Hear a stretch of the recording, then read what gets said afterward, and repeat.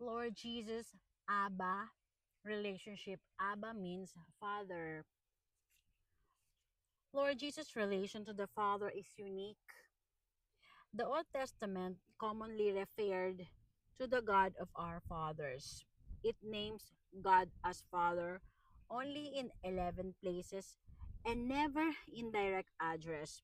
But Lord Jesus constantly speaks of God as Father over 170 times in the New Testament. This is especially true at crucial points in our Lord's life: his baptism, his transfiguration, his last supper with his apostles, and especially in his passion and death. In each of these critical moments, Lord Jesus experienced this special relation to God, his Abba, Father. He lived as son of his Father by his filial love, obedience, and complete dedication to his Father's will. Lord Jesus also realized that this experience was unique to him. No one knows the Father but the Son, and anyone to whom the Son wishes to reveal him in Matthew chapter 11, verse 27. Lord Jesus taught that God is the Father of all and instructed his disciples to pray to God as our Father in Matthew chapter 6, verse 9.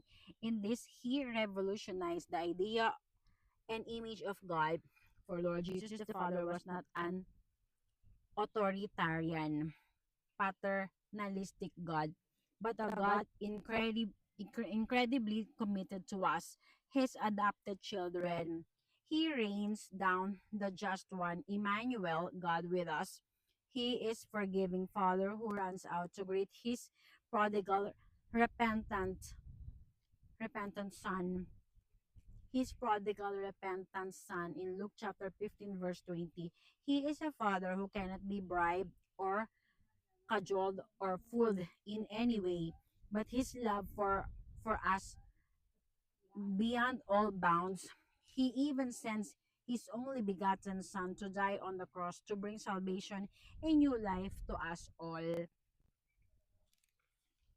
Proclaiming God as Father, as Ama, Tatay, or Father, is to realize God's place in our own self-identity.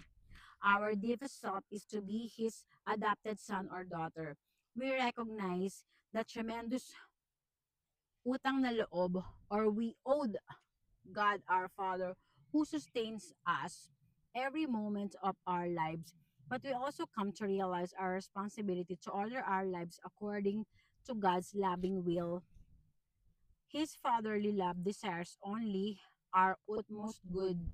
God's will is that we grow into the fullness of our capacities unto our perfect happiness.